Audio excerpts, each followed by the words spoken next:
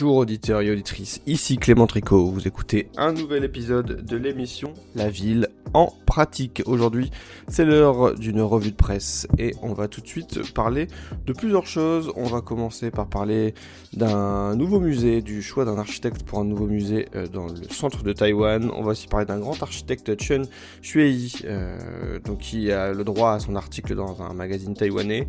On va parler de modèles, de réalisation par des amateurs de bâtiments taïwanais. On va aussi parler de patrimoine ou encore des prix d'architecture remis récemment qui feront aussi l'objet d'une émission prochaine. Mais là, on va commencer tout de suite la revue de presse.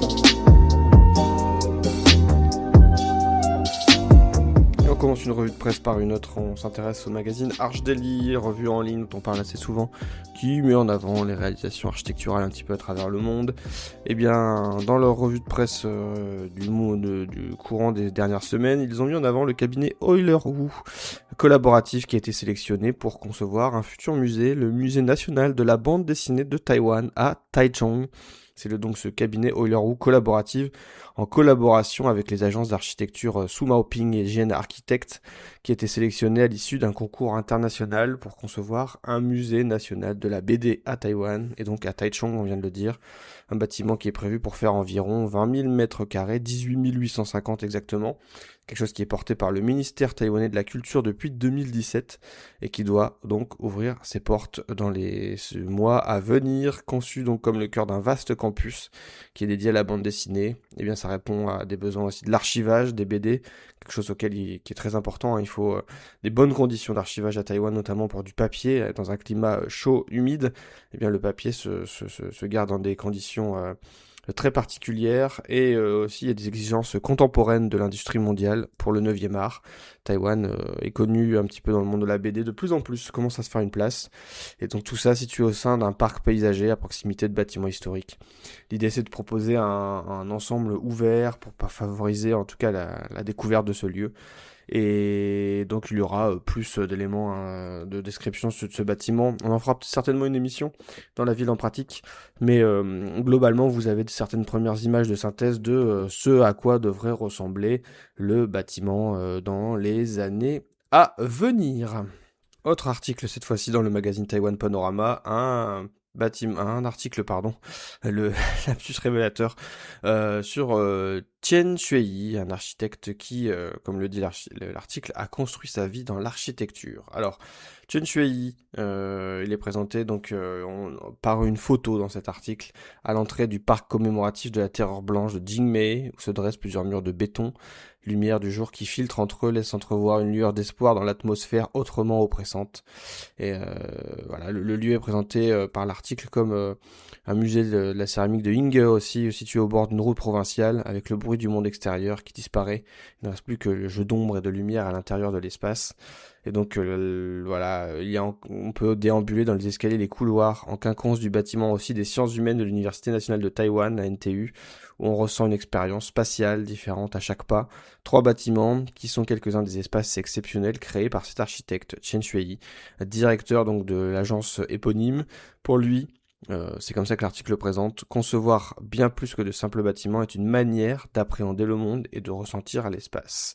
Alors c'est intéressant parce que c'est un architecte qui va laisser une empreinte à Taïwan pour certains grands édifices et qui exprime au sein des architectes taïwanais le langage du modernisme. En tout cas moi personnellement, j'aime beaucoup son travail, sa réflexion dans son architecture. Il y a une conviction qui trouve son origine dans la profonde foi de Tien dans le modernisme. C'est comme ça que l'article le décrit. L'architecture moderniste cherche à mettre en lumière l'essence même de l'architecture tout en s'engageant dans une réflexion sur la rationalité. C'est comme ça qu'il est décrit. Chose intéressante dans son architecture, c'est que ses créations se démarquent de tout élément décoratif et de revêtement superflu. Il privilégie la structure pour servir d'élément expressif au bâtiment. Il affectionne particulièrement la simplicité du béton, par exemple, qui selon lui révèle au mieux la texture du matériau. Mais donc pour Tien, quand même, l'essence de l'architecture ne réside pas dans la forme et l'ornementation, mais plutôt dans le travail des matériaux, de la structure ou encore de l'espace. L'article revient aussi sur le milieu de sa carrière où il a commencé à utiliser de grandes quantités d'acier pour créer des portées plus importantes. Les toitures suspendues du centre de tennis de Taipei et de l'entrée sud-ouest du musée des Beaux-Arts illustrent parfaitement comment les éléments de charpente métallique peuvent allier robustesse et esthétique. Et puis ces dernières années, il a intégré des éléments en bois à ses créations, comme les grandes verrières à ossature bois de la nouvelle gare de Jai et du musée des beaux-arts du comté de Shinju, des éléments imposants en bois qui confèrent non seulement une touche chaleureuse à ses œuvres, mais qui vont témoigner également d'un lien avec l'environnement et la culture locale. En tout cas, c'est comme ça que décrit l'article décrit les œuvres de cet architecte. Il y a aussi des photos, hein, justement, on parle du centre de tennis de Taipei, vous pourrez voir à quel point le travail de la structure est fin et recherché chez lui. C'est vrai qu'il ne masque rien, il laisse tout apparent, il veut tout montrer, et c'est aussi une des grandes forces de ses réalisations, et ce qui fait aussi son identité. L'article aussi revient aussi sur une chose, c'est que pour lui, le bâtiment n'est pas une star ou une vedette. Pour lui, il a plutôt l'esprit d'un metteur en scène. Il compare un bâtiment à la scène d'un théâtre, un espace où vont se déployer toutes sortes de formes de vie, d'activités et d'histoires, mais qu'une fois l'événement terminé, le public parti, eh bien, l'architecture va conserver toute sa raison d'être. L'espace lui-même est imprégné d'énergie. Il utilise un concept qui lui appartient, le concept d'énergie potentielle spatiale, qu'il emprunte à la physique pour expliquer que même en l'absence d'activité humaine dans un lieu donné, eh bien celui-ci peut encore entrer en résonance avec des individus, ce qui va influencer subtilement les émotions et les sentiments. Un bâtiment, dit Chen, est comme un acteur de renom qui ne monopolise pas la lumière des projecteurs. J'aime beaucoup cette volonté d'influencer sans vouloir forcer une émotion, etc. Juste par le travail, vouloir avoir un petit peu un effet sur ce qui va pouvoir y être fait, et puis de laisser cette notion de scène de théâtre plutôt que d'imposer une star ou un influenceur, comme on pourrait dire aujourd'hui dans notre société.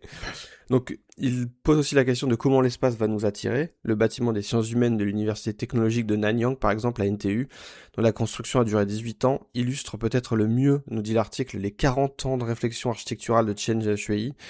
Et, il est à l'intersection des bâtiments historiques et des îlots urbains, ce qui repense les relations entre les individus et le campus, ainsi qu'entre les individus et la ville, afin de répondre à toutes les problématiques possibles. Je ne vais pas vous lire l'intégralité de l'article qui est un peu plus long, ce que je vous invite largement à faire, c'est plutôt d'aller consulter en ligne, vous aurez des tas d'images de ce qu'il a été fait, et ce qui montre la grande créativité de cet architecte, et donc des architectes taïwanais en général, et ce qui va mettre aussi en avant voilà la grandeur de certaines de ses réalisations, et notamment son travail sur la structure, on l'a dit, sur les matériaux, et puis sur le travail sur l'espace. Vous allez voir, il y a certaines réalisations qui sont très impressionnantes, assez expressives, massives pour certaines, mais qui sont derrière cette apparente, voilà, on va dire, ces grands volumes et ce côté un petit peu mastodonte de certaines architectures. Au contraire, il y a une très grande finesse, un très grand choix dans le travail de la structure qui va venir jouer sur les émotions comme il expliquait dans certaines de ses expressions. On va passer à quelque chose de beaucoup plus restreint, hein. On va passer sur des volumes beaucoup plus petits qui vont tenir dans la main, avec des maquettes qui ont été réalisées, qui ont été partagées en photo sur un forum en ligne, Reddit. Vous connaissez peut-être ces lieux où les internautes vont échanger sur leur passion et sur leur réalisation. Et bien là, on a un internaute qui a partagé sur un des forums dédiés à Taïwan des réalisations architecturales qu'il a lui-même réalisées en 3D imprimé. Il y a plusieurs, voilà, il a travaillé à partir de photos de référence, d'images satellites, et rarement lorsqu'il peut trouver des plans de bâtiments eux-mêmes, et qu'il a notamment réalisé des anciens cinémas à Taïwan. Il y a beaucoup de bâtiments qui ont déjà été démolis, et sur ce qui n'était au départ qu'un petit projet, eh bien, il a commencé à acquérir une valeur patrimoniale en faisant de plus en plus.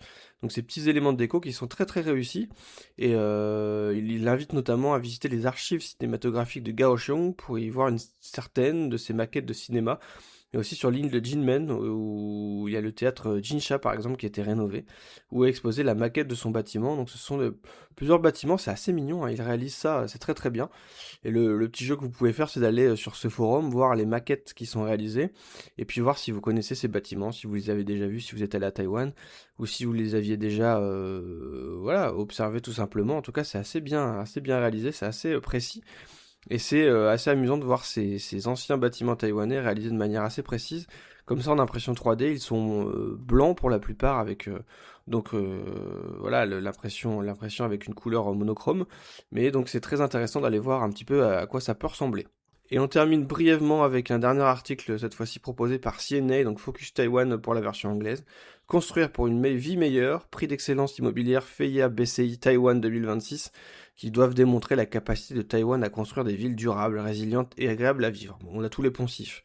Alors globalement, c'est les prix de l'immobilier à Taïwan qui se mettent en avant et qui s'auto-promeuvent un peu comme soi-disant les Oscars de l'architecture, en tout cas de l'immobilier à Taïwan, et qui ont été annoncés le 3 août dernier, qui récompensent plus de 270 projets exceptionnels, de la restauration écologique à l'ingénierie intelligente en passant par des logements inclusifs pour les personnes âgées.